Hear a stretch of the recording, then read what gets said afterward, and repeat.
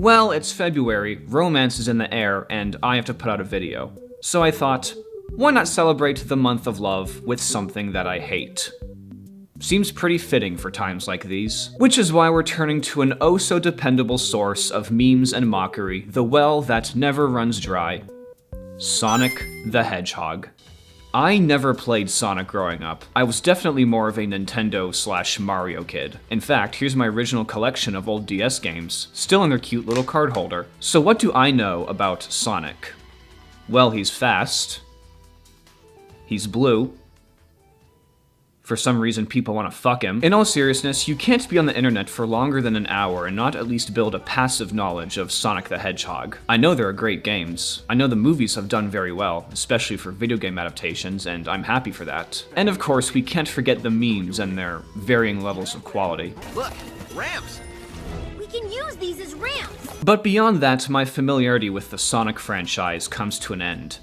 Anything beyond that involves its ardent fan base, which is putting it lightly. Sonic's place among video game mascots seems to be a special one. Fans have really taken a liking to these characters and given them a new life beyond the franchise. Fan artists have especially adopted the characters, becoming synonymous with the more stereotypical aspects of OC culture and, well, porn. The amount of people who've cited Amy Rose as the source of their sexual awakening. She's a hedgehog!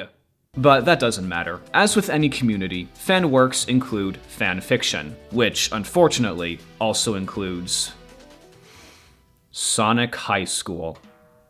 Written by DarkDoomFireMaster, a self-professed craftsman of succulent stories, yeah, I'm sure, Sonic High School joins the ever-growing list of fanfiction with copyrighted characters reimagined as rude, violent, hypersexual assholes, in a world where logic is actively brutalized by their angsty teenage authors. Unlike My Immortal and Moondaughter, however, Sonic High School is comparably more well-written. That doesn't mean it's good, however. It just means the grammar alone doesn't make me want to kill myself. I'd more liken it to the tale of Scrody McBoogerballs. Something disgusting and stupid, yet just competent enough to be readable. But I'm giving too much credit. Let's begin. I didn't have anything Sonic related to put on display, so I found a pair of blue shoes.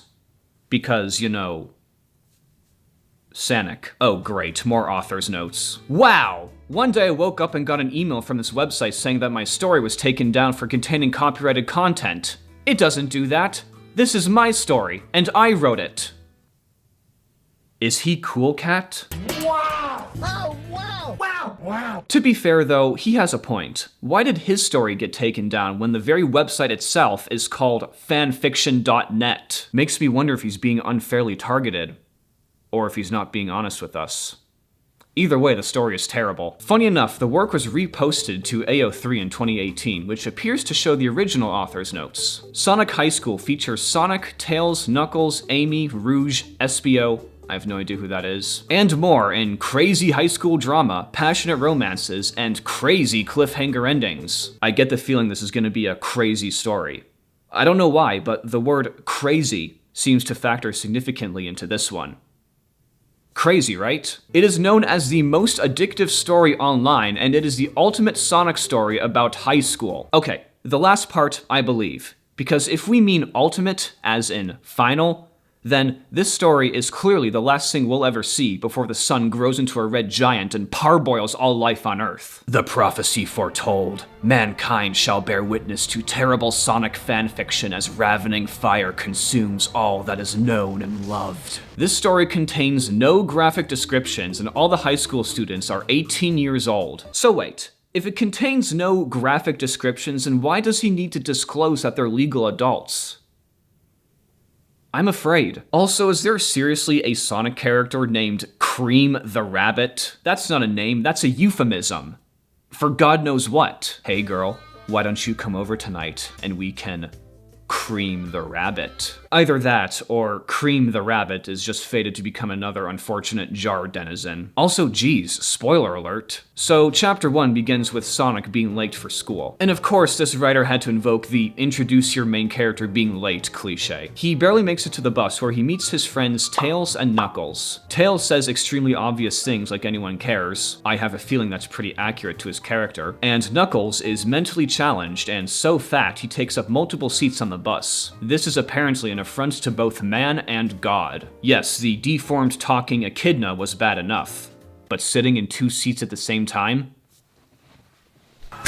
Hell. Despite being the fastest thing alive, Sonic is so winded it was as if he had just done the Cupid shuffle for the first time. Okay, time out. You know how I know this was written by a Catholic middle schooler in the early 2010s? Because I heard the goddamn Cupid shuffle at every middle school dance at Catholic school. I relate to DarkDoomFireMaster on a spiritual level. I feel as though the scales have been peeled from my eyes. Someone canonize this man already, because no other soul, living or dead, has more perfectly embodied the Catholic experience. Sorry. The first thing they do at school is have their journals read out loud by their teacher.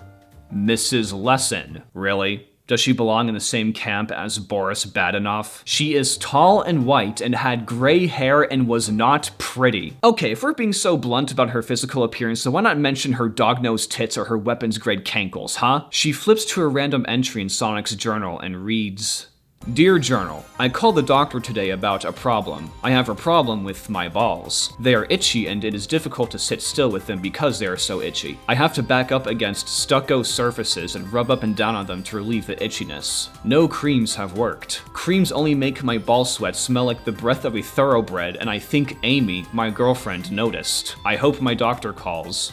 Love, Sonic. I am angry. This story fills me with rage. Firstly, maybe Mrs. Lesson could learn a few lessons herself about discretion. What the fuck's her problem? Secondly, do not ask me why or how this author got the context to compare the smell of his ball sweat to the breath of a thoroughbred. Maybe the jar is more relevant than we assumed. Thirdly, Sonic only pleads her to stop reading after she's just finished an entire paragraph's worth of his testicular problems. For the fastest thing alive, he sure is slow on the uptake. It's like that one bit in Family Guy where Stewie accidentally plays an embarrassing recording out loud and he just stands there like an idiot while the joke drags on for far too long. We have a really big show. Okay, and now a word from our sponsors. So Sonic goes home embarrassed and takes an angry shit that's so rancid the neighbors have an HOA meeting over the smell. We also learn that Sonic keeps his porn collection literally scattered all over his room so he can think about having sex with Amy Rose when he's not having sex with Amy Rose.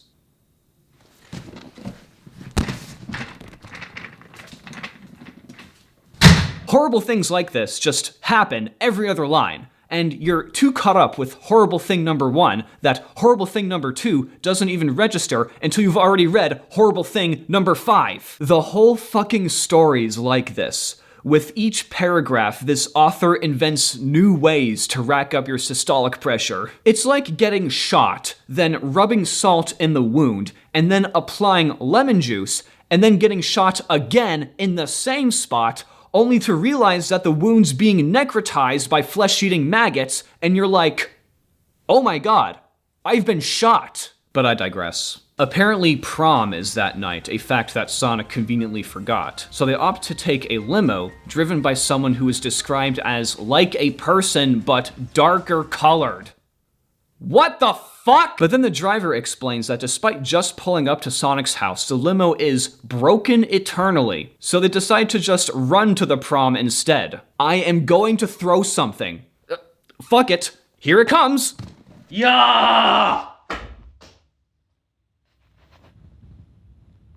Fucking prick. Why would you include a scene with a limo if they could just run to the prom anyway? Why would you need to include a scene with a limo driver who was like a person but darker colored? Who knew a story about multicolored hedgehogs fucking each other could be so intolerant? And now there's an eternally broken limousine blocking Sonic's driveway. This can't get much worse. Speaking of which, Eggman's at the prom, and he's described as a fat, immature gay. I mean, even with my limited knowledge of Sonic the Hedgehog, I know Eggman's at least two of those things. Maybe it varies day to day. It turns out the whole thing was a trap, informed by Eggman's sinister greeting. Welcome to a graveyard of you. Did Fawful write this? Eggman's master plan is to capture Sonic so he can kiss and do sex with Amy Rose, thus robbing Sonic of his capacity to date. Oh, merciful Neptune. I don't even know anymore. It's much too early in the story to feel this broken. We're on chapter 3. Out of 25. I can only assume the winter is weakening my resolve. Or maybe there's witchcraft afoot. Either way, the story is terrible. Sonic evades Eggman and finds Amy tied up in his bed, but he's such a hopeless sex pest that all he can think about is her boobs. They crack a safe by guessing the password, which is just Chaos Emeralds backwards. But not before Amy guesses wrong, and Sonic reminds himself that he only loves her for her body. I swear to God, if this fanfic had an odor, it'd be dried smegma and repression. So I'd consider that a typical episode of this fanfiction. A barrage of Sonic characters tangled in increasingly cruel and stupid scenarios, peppered with ridiculous non sequiturs, and caked in a yeasty veneer of horniness. Actually, you know what? Video's over. I just summed up the absolute state of fanfiction. Take care, everyone. I'll see you all next time. Side note, I make these fanfic reviews under the impression that they're written unironically, even though most of them are just elaborate shitposts. But honestly, I don't care. At least one of them had to be written in good faith, so why not humor the rest of them? We get an obligatory character introduction at the lunch table scene where we meet the rest of the cast. Shadow, who's so edgy that he wants to kill his parents and everything he says is punctuated with ellipsis. Espio, who's a chameleon apparently. Seriously, what the fuck is that? Charmy Bee, who's the recipient of homophobic slurs courtesy of Knuckles. And Rouge, who attracts Espio's attention on account of her tiny bra. What? I got nothing. Let's continue. At the behest of an extremely obscene fortune cookie, Sonic and Tails conspire to help Espio get inside Rouge's pants with the help of an invisibility cap made pacifically by Tails. This makes them both invisible somehow. Then, on their date, Espio, with the help of his newly acquired science hat, tells Rouge that he wishes to begin sex. I forgot to mention this writer is allergic to the phrase have sex, so he instead just uses a bunch of moronic substitutes. Reach sex, do their first sex, go to sex, make sex, begin sex, start sex. Either he lost a bet and this is his punishment, or he's trying to settle a bet and stick it to one of his dopey friends. Either way, the story is terrible. Anyway, let the lovemaking between a chameleon and a bat commence. Espio's erection An erection so I can give it to my mom. What? Is given a remarkably dignified description. A plane flying down at the airport, but instead of being full of businessmen, it was full of his creamy Italian salad dressing. Rouge's genitals, in turn, are likened to a surprised ghost. And the actual first contact is described as a mauve avenger entering Rouge's vagina spot. Ugh. Men writing women, am I right? Then, after Espio slaps his dick from side to side inside Rouge like a hot dog windshield wiper, he sodomizes her and then declares the arrival of his climax with the catchphrase, "It's semen time." Espio's denoted in the text as a sex professional, by the way. To this writer, intercourse is an amorphous, physics-defying process at the mercy of male prepubescent eldritch forces, where the possibilities are as limitless as the intertwining of imagination and arousal. Penises routinely grow to the size of automobiles, boobs fill the room like it's a day that ends in Y, semen is a slip-and-slide superpower, period blood is weaponized with the power of love, and both male and female genitals are swapped and retracted like the various attachments of a multi-tool. Real rich coming from an author whose sexual experience consists of grabbing his chode and swinging it around like a matraca. As the school week progresses, several more episodes rear their ugly heads. each more absurd than the last. Such as this one. Rouge apparently has a 1-day gestation period, a fact which startles Espio, as he schemes to slip a abortion pill in Rouge's salad. Sonic acknowledges that the baby would not survive.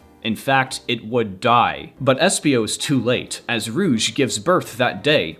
From her ass, with the assistance of Mrs. Lesson, who is also the school labor and delivery specialist because this fucking school needs one of those apparently, and it's revealed that the baby belongs to Knuckles.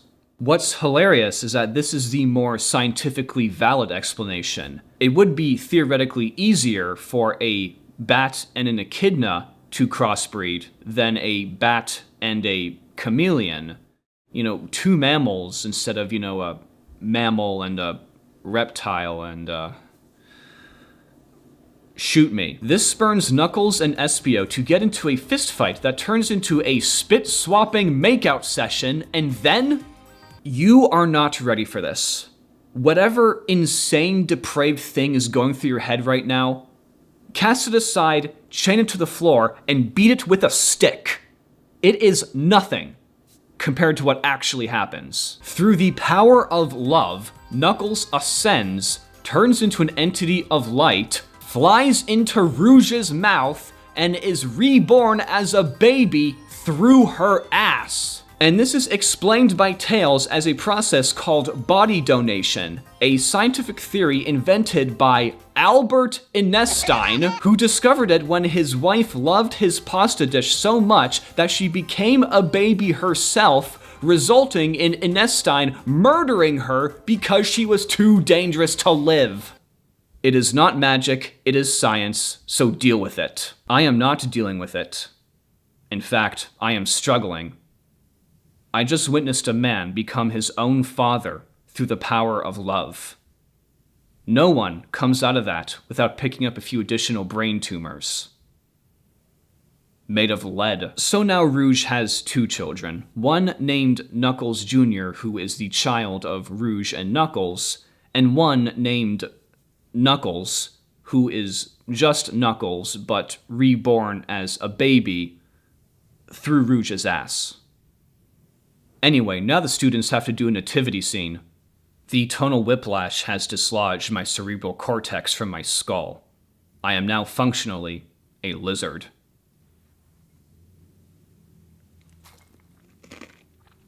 It's in this scene we learn a little more about the author, mostly that he hates theater kids and that he thinks school productions are gay.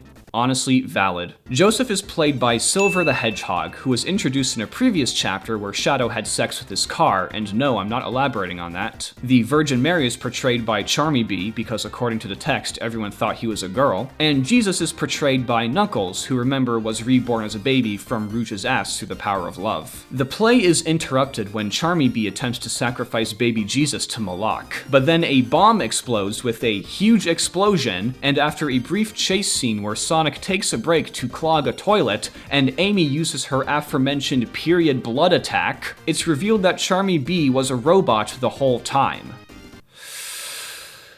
This is because Vector the Crocodile felt his standing as the football team captain was threatened by both Espio and Knuckles, so he arranged a fistfight between Espio and Knuckles. But when Knuckles was reborn from Rouge's ass through the power of love, Vector instead killed the real Charmy Bee and commissioned a robot clone of Charmy Bee from Osama bin Laden.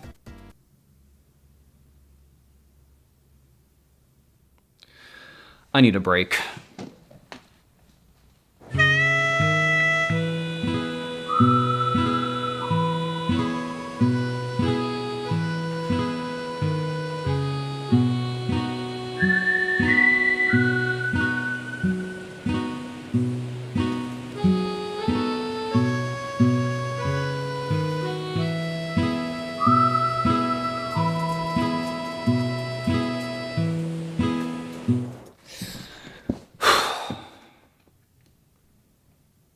Oh, shit, I forgot to talk about the lunch lady. Damn it. I need another break.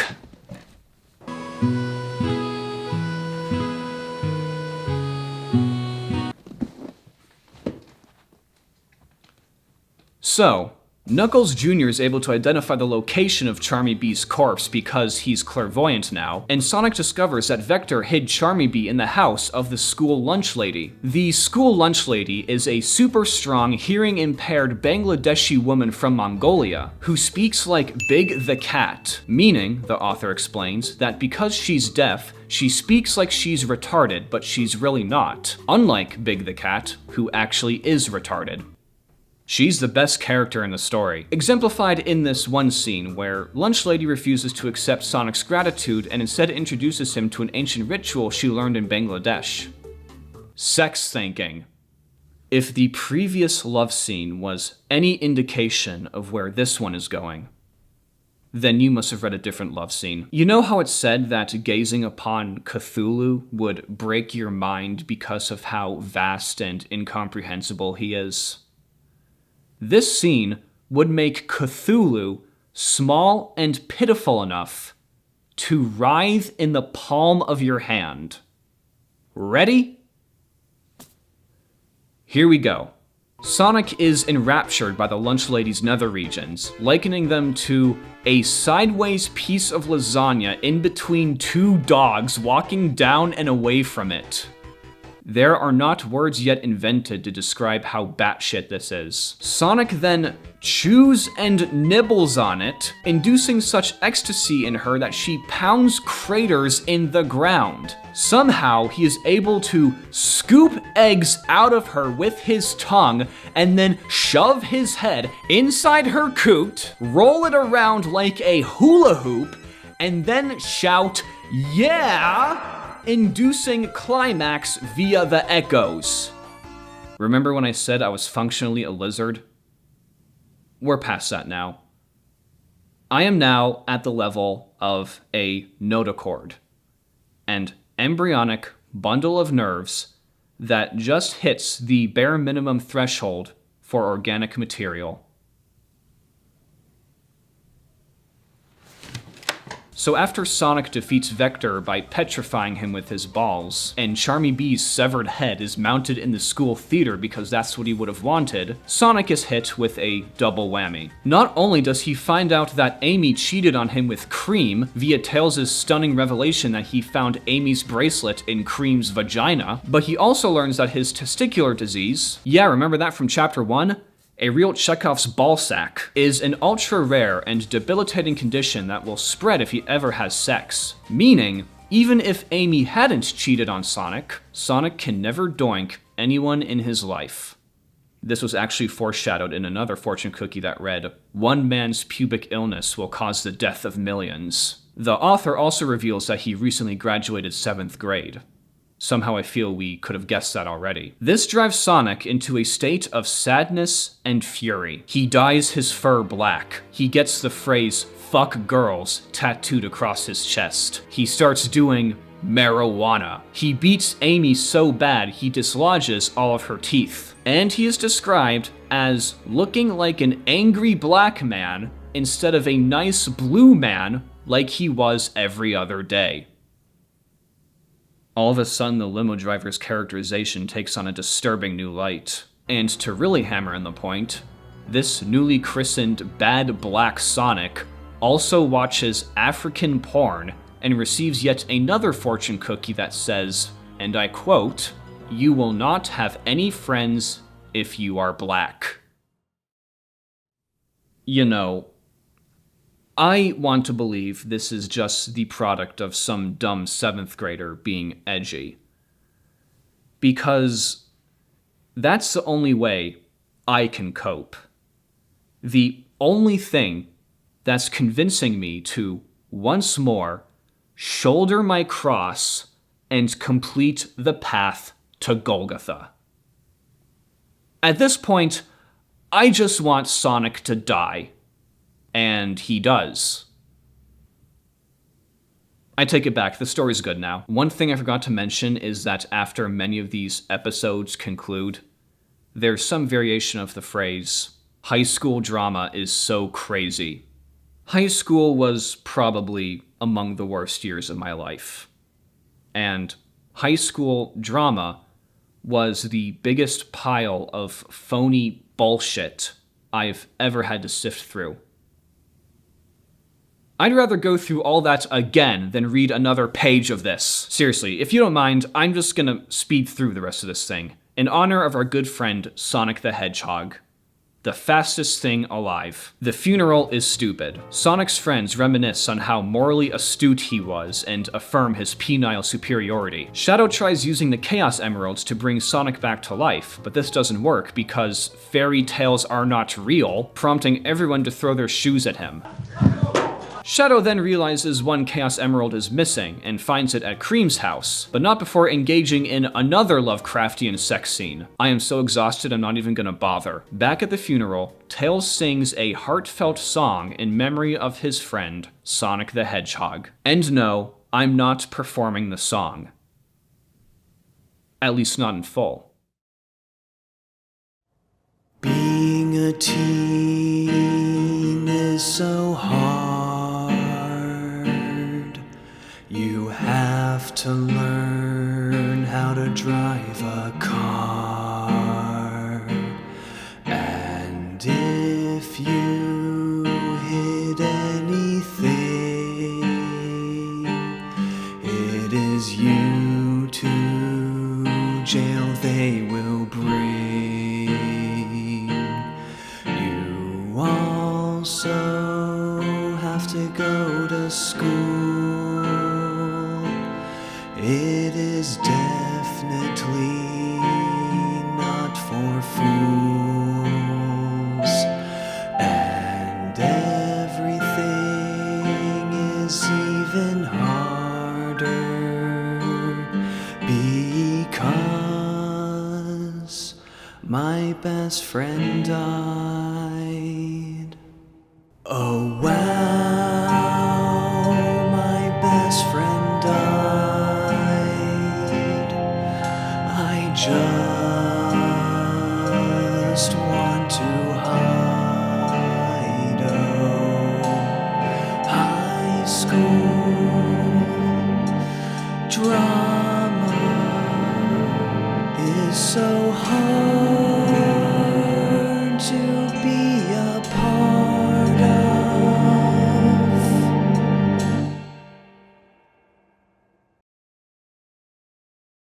But then Sonic comes back to life, he's no longer an angry black man, and the principal renames the school to Sonic High School in his honor. The end. Oh my god, my head is actually killing me. And that was Sonic High School.